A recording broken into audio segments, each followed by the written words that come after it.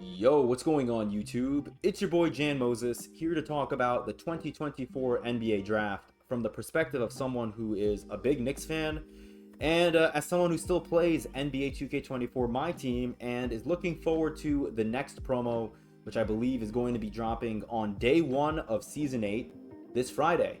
So we're going to be talking about these rookie prospects both from the perspective of IRL fit on the Knicks and IRL fit on your My Team rosters and players who I think are going to be really fun to use in that game mode in a few days when that promo presumably will go live.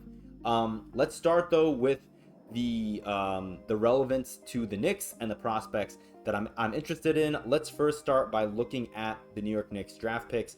You can see here that the Knicks have 3 draft picks this year. Picks 24, 25, and 38. The Knicks are actually the only playoff team to have 2 first-round picks, which is pretty nice. And then they have 4 first-rounders next year, although 3 of them are protected, and I think only one of them, this Milwaukee one, is going to convey. Now, I don't think that the Knicks are going to be drafting with both of those first-round picks. So when I give my prediction, after I'm done talking about the prospects that I like, we will go under the assumption that they will not draft at both of those selections. But I'm going to go through a number of prospects who I'm interested in because in case they end up drafting with both of those picks and they pick at 38 as well, I want to throw out a bunch of names who I would like to see the Knicks pick from. Let's start with the guards, and I want to start with a guard who I'm quite interested in, and that is Tyler Kolek, a senior out of Marquette. I found this big board on my train ride home, and it's funny because I was making a list on my phone. You can see here, hopefully, I have a list of my Knicks prospects who I like, and I picked Tyler Kolek. He's really the only guard that I have on this list who I'm interested in, and I love that the one guard I pick, the comps that Kevin O'Connor has here on the Ringer for Tyler Kolek is Jalen Brunson, which is hilarious. I mean, I would love to have budget Jalen Brunson off the bench for the team that has Jalen Brunson running the show with the starters. I think the Knicks really need 3 things this offseason. They need a backup play initiator, a backup playmaker, and I think Tyler Kolek could be that for them. I think the Knicks also need wing help because, you know, if the Knicks do re-sign OG Anunoby, and especially if they don't, the Knicks really need help. When the Knicks lost OG, they were really lacking in size at the wing position. They had to start Josh Hart sometimes at the 3 or at the 4. And I think he's undersized at both positions. Josh Hart's only 6'4", so I think getting a little more size at that 3 position would be very helpful. And then getting a backup big, because even if the Knicks retain Isaiah Hartenstein and they don't trade away Mitchell Robinson, the odds of one of those guys staying, or one of those guys getting injured, I think is pretty high. So I think getting a backup big who has a little more size than Precious Achiuwa and has a little more basketball IQ than Jericho Sims would be very important. Also, there's a chance that the Knicks get Rokas Jokubaitis, who they drafted, I believe, in the Quentin Grimes and Deuce McBride draft a couple of years ago. He was a draft and stash guy. There's a chance he comes to the Knicks this year. We'll see if the Knicks have any interest in bringing him on. I think if the Knicks draft a guy like Tyler Kolek, then that will probably close the door on Rokas Jokubaitis coming this year, but we'll have to see. I would really like to have Tyler Kolek on the Knicks, though, just because, again, I feel like the Knicks really need a backup play initiator. There were so many times, and I love Deuce McBride. This is not a knock on Deuce McBride, but there were so many times where the Knicks would run out, you know, their full bench squad, so no Julius Randle, no Jalen Brunson, and Deuce McBride would be the primary play initiator, and the Knicks wouldn't get into their set until about 14 or 13 seconds left on the shot clock. So I would like to see that, you know, that initiation start around the 18 seconds left on the shot clock mark instead of the 13 or 14, so that the Knicks have enough time, if the first action isn't there, to try and generate another quality look without having to, you know, go into ISO and chuck up a low percentage shot. So hopefully if the Knicks do draft Tyler Kolek, we will see less of the late in the shot clock play initiation and more, you know, more smooth, you know, more smooth playmaking and play initiation off the bench. Other guards who I'm kind of interested in, they really don't exist. I mean, Isaiah Collier is kind of interesting too as a backup point guard, but I feel like he would be a little more of a scorer and less of a playmaker. You can see here Tyreek Evans and Emmanuel Mudiay, New York Knicks legend Emmanuel Mudiay. Outside of that, I feel like I don't want to go too far up this list here because, I mean, the Knicks are picking at 24. I don't know if, if a guy like Jared McCain's going to make it to 24. But I will say this draft, I know a lot of people are bashing this draft class predominantly because the top end really isn't all that good.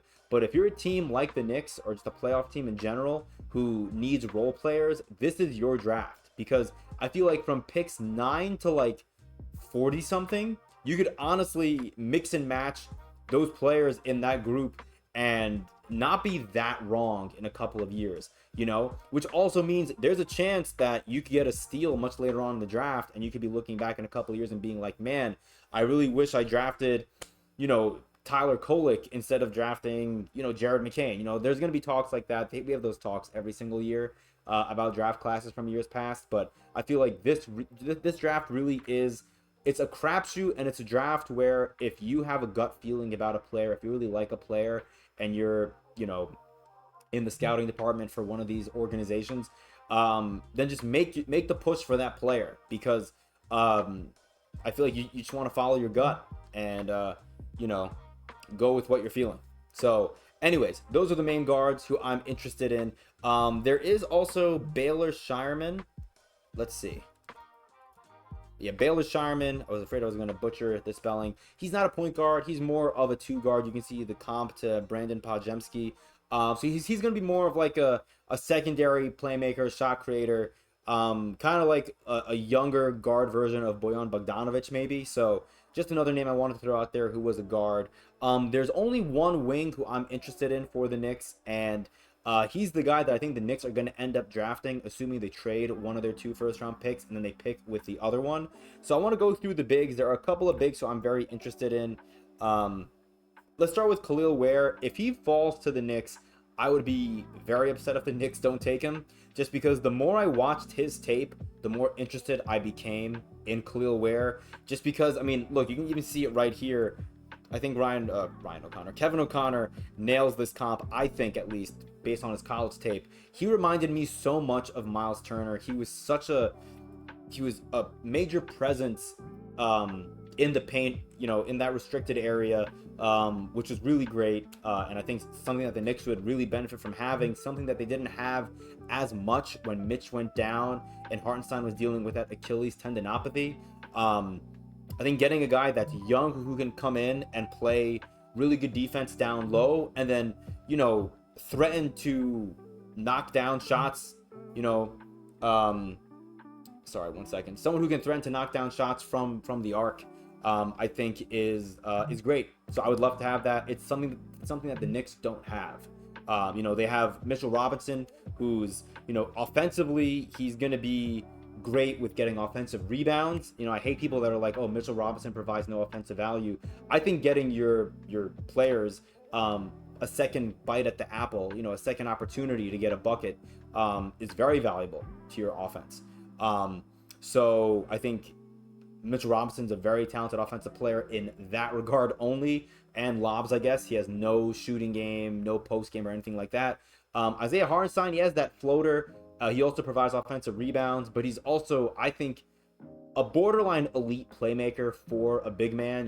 Knicks fans like myself jokingly call him the Jokic of the East for that reason alone. But I do think from a playmaking perspective, I think he's a top 5 playmaking big man in the league right now. I think he's great. And it would be nice to get Khalil Ware because, Isaiah Hartenstein spaces the floor with his playmaking. I think Ware could space the floor with his jump shooting, which I think is really nice. Another player who I like who could also help space the floor is Deron Holmes. He was a center for Dayton, but I think he's going to play more power forward, I think, in the NBA. They comp him to Jalen Smith, but if you look here, it says a big who can block shots, finish lobs, and he can switch a little bit defensively. That, to me, if you're a Knicks fan, kind of sounds like Precious Achiuwa. And if I don't know what his shooting looked like, we can take a look and see if it says anything here about his shooting. 38% from 3. I forgot, actually, I knew that. silly. I'm recording this late at night. I apologize. You guys should be seeing this video, by the way, on Tuesday, June 25th at around noon. I'm recording this on Monday night at about 8:15 p.m. Eastern time right now. So Daron Holmes, at least in college, had a pretty respectable three-point shooting percentage. So I think he could be an upgrade over Precious Achiuwa, and I think that would also be very valuable, and it would kind of help the Knicks. Again, the Knicks, they need size, and I think they need floor spacing, because the more floor spacing you can provide Jalen Brunson, the more room he'll have to operate, and I think the more effective Brunson will be for the New York Knicks. Besides Holmes, other players who I like, we have a bunch of centers. I'm gonna try to go through them quickly. Centers and power forwards. Another power forward here, Tyler Smith. I think he'll provide a little bit more shooting upside, possibly, than Daron Holmes. I think him and Daron Holmes are pretty comparable to me. If the Knicks draft them, then I'll be kind of happy, and that'll probably spell, the end of any rumors that Precious Achiuwa is coming back to the New York Knicks. Now, an interesting big that I want to talk about is Kyle Filipowski. Kevin O'Connor comps him to Zach Collins, but I think, I watched a little bit of his tape. Between the playmaking and, not as much the perimeter shot, but mostly with the playmaking, I feel like he would be Isaiah Hartenstein. At least his upside would be Isaiah Hartenstein if Hartenstein did not play any defense but had a little bit more of a perimeter game. So I think Kyle Filipowski could be a fun player to get, and if the Knicks get him, I'm not saying that'll spell the end of Isaiah Hartenstein's tenure with the Knicks, because I'm a little afraid that a team like Oklahoma City is going to throw him something like $54 million over 2 years, because OKC doesn't have to pay any of their younger players until 2 years from now, I think. And if you're Isaiah Hartenstein, sure, your wife, who's a model in New York, may want you to stay in New York, but that is life-changing money. At the same time, the Knicks can still offer Isaiah Hartenstein, I think 4 years, $72 million. So it'll be less money annually, but more money overall, and it'll be long-term, tenure with the Knicks. And I know that's something that, Hartenstein has not had. I think he bounced around from Houston to the Clippers, and he wanted to stay with the Clippers and was willing to take a pay cut, but the Clippers opted to re-sign John Wall, and so Hartenstein left for the Knicks. So hopefully the Knicks can, and I think they will, offer him the max they can offer him with his early bird rights, 4 years, $72 million, and bring him back. But if not, I'd be okay if they drafted Kyle Filipowski to come in and hopefully work towards eventually being that Isaiah Hartenstein replacement. Speaking of replacements, I only have two more bigs here. Yves Missy, he kind of reminds me, they say Jalen Duren here, which I think is a pretty good comp, but he does remind me kind of like of a budget Mitchell Robinson, or like a Robert Williams, who, at least I think his name is Robert Williams, the center who the Celtics had last year, who was oft injured, and they traded to Portland for Drew Holiday, amongst other assets. I think this would be, a great potential player to draft. He's only 19 years old, 7'2" wingspan. You could bring him in, and you can develop him like you did Mitchell Robinson, and then maybe in a couple of years he'll make a similar, I don't want to say splash, but a similar impact as Mitchell Robinson has made. Although again, I would love to keep Mitch. He's, I think, as of now, the longest tenured Knick on the roster, and so I would love to see him stay for forever, until he wants to retire, because I love Mitch. But if we trade him, I think Yves Missy would be a solid backup option. And then last but not least, when it comes to the centers, I'd be remiss if I did not mention Zach Edey from Purdue. I don't think he's going to be there when the Knicks pick. I think another team will draft him much sooner. 7'4" with a 7'11" wingspan. I'm just going to say it right now. When I talk about the players who I'm interested in getting from the next promo this Friday, I think Zach Edey is going to be my number one guy, just because we're at the point of the year now where a lot of players are getting pretty good SIGs and pretty good jumpers. I think the main differentiator is going to be height, and Zach Edey is going to bring height and wingspan in buckets. So could be a really fun player to get. As for, his prospects in the NBA, I feel like I've read so many conflicting reports on him, or opinion pieces on him, where some people think he's going to be, a massive steal in this draft, could be one of the best players in this draft, and other people think he's going to be a bust and be out of the league in 2 years. So we'll have to see. I think he'll be a fun player to watch, but I just don't know what his impact is going to be at the professional level. Now, let's get to my predictions. Again, I assume the Knicks are going to trade one of those 2 picks in the first round, 24 or 25. They could package both and trade up, but assuming they don't do that and they only pick one player, the player who I think they're going to pick is Ryan Dunn, the sophomore from Virginia. I think he would fit that second need that I spoke about earlier, the backup wing. Because even if the Knicks do retain OG Anunoby, I think the Knicks are going to need someone when OG inevitably gets injured and misses time. And I'm not saying that Ryan Dunn would come in and play 30 plus minutes in place of OG. I think Josh Hart would play those minutes, but then I think Ryan Dunn, who would probably, if he gets drafted, play for the Westchester Knicks, and then would get called up to play 3, 4, 5 minutes, maybe a little bit more depending on how he's playing that night per game when OG's out. I think Ryan Dunn, the comps to Herb Jones and Andre Robertson is great, because Herb Jones and Robertson both came out of college not being able to shoot the basketball. Herb Jones is now a pretty damn good three-point shooter, not elite by any stretch, but you just can't leave him wide open. Like, he will knock down those threes.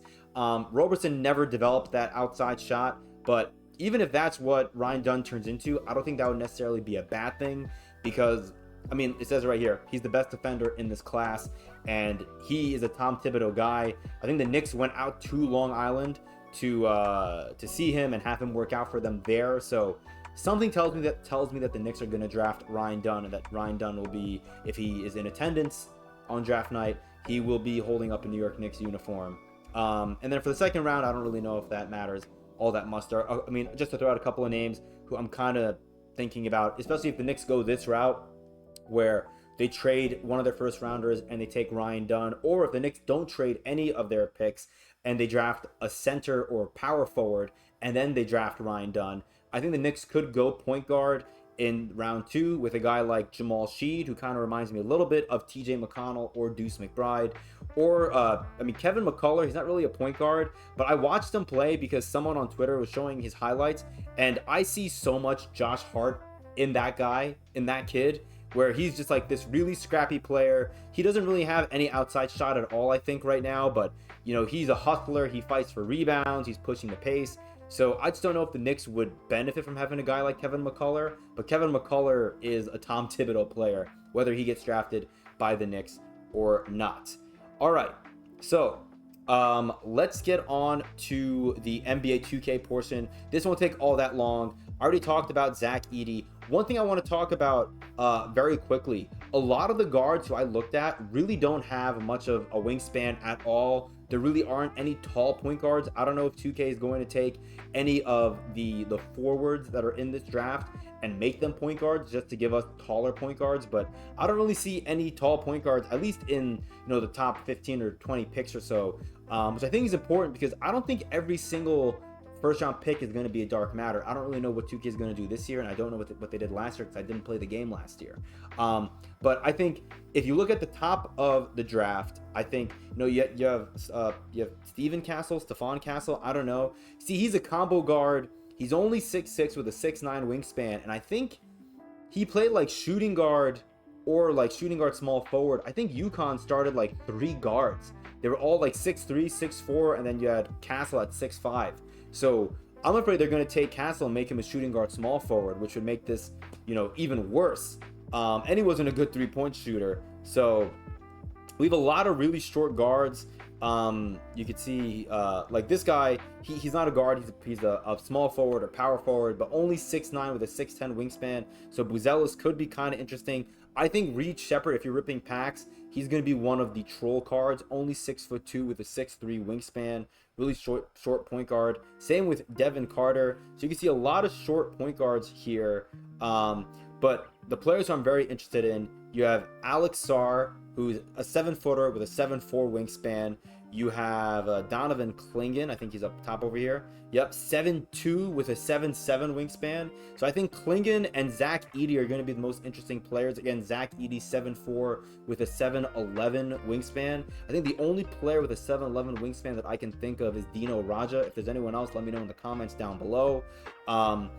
But I think that's all I can really think of for players I'm excited about. I was initially excited about Nikola Topic right here, but he's 6'6" and his wingspan is shorter than his height, which is really, really annoying. So yeah, I mean, I don't really know who else there's going to be. I think, again, the majority of people are going to be wanting to get guys like Donovan Clingan, Zach Edey, Alex Sarr. I mean, they may make Clingan and Sarr dark matters, and then if Edey falls out of the top 10 or out of the lottery, or I don't know how 2K is going to do it, they may make Edey a Galaxy Opal or a Pink Diamond, maybe, possibly. I don't think so, because we haven't gone tiers under Galaxy Opals in a Friday promo in weeks. So maybe we just get Galaxy Opals for the others, but it would be nice to see Zach Edey get a dark matter. If he gets an Opal, he may be easier to acquire, assuming 2K goes with the same format that they've been going with these Friday promos and their special inserts. So really interested to see. But again, the 3 cards I'm most interested in are all bigs: Zach Edey, Donovan Clingan, and Alex Sarr. We'll see how those 3 guys look in my team this coming Friday, and we'll see how the NBA draft plays out. I don't want to say I'm very excited, but I'm definitely very interested. One last thing I want to mention, just because I saw this news drop a couple of hours ago before I got home today. I saw that Paul George opted into his player contract, or his player option, I should say, for next year, and I think he did it probably with the intention of being traded this summer. As a Knicks fan, I'm a little worried, because what that potentially could mean is that, you know, the Philadelphia 76ers need a small forward in the worst way. And I think I saw somewhere on Reddit or on Twitter that the Paul George to Philadelphia smoke has kind of died down. And there are some rumors coming in that the Knicks could be interested in Paul George. I think the only way it makes sense, and I'm not going to have the exact numbers here because I'm kind of just doing this on the fly, but I could see a world where Philadelphia offers OG the max salary that he can get this year, you know, annually, which I think is like $42 million annually per year, maybe something more than that, who knows.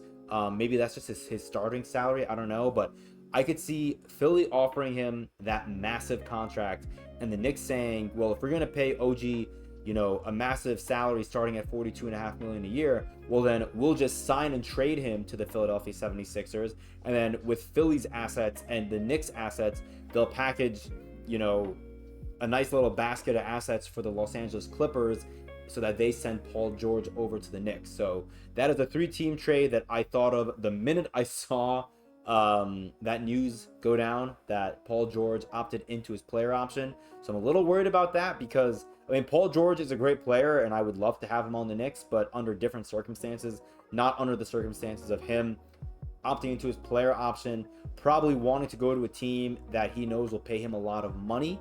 He's already kind of old and a little injury prone, and I just don't know if he's going to fit in with that Knicks culture. Is he a better player than OG Anunoby? I think so. But I think OG provides a little bit more value defensively. Maybe Paul George would be more healthy than OG, but that's less of a pro for Paul George and more of a con towards OG Anunoby. But we'll have to see. Just wanted to get that little piece of news out there, my little prediction, or not even prediction, but what I'm fearful of that could come true over the next week or two as NBA free agency starts up, I believe, in less than 2 weeks. So yeah, there you have it. A bit of a longer video, but hopefully you guys enjoyed the hybrid IRL NBA talk and my team NBA talk. So there you have it. I'll be back on the channel on Thursday to talk about my thoughts on the blog that we get on Thursday with the playbook update for season 8. Interested to see what we're going to be getting on Friday. Again, it's going to more than likely be, you know, the next iteration of the next promo, no pun intended there, with all of these prospects that I covered being drafted into the NBA. So yeah, hope you guys enjoyed. Until next time, I'll see you later.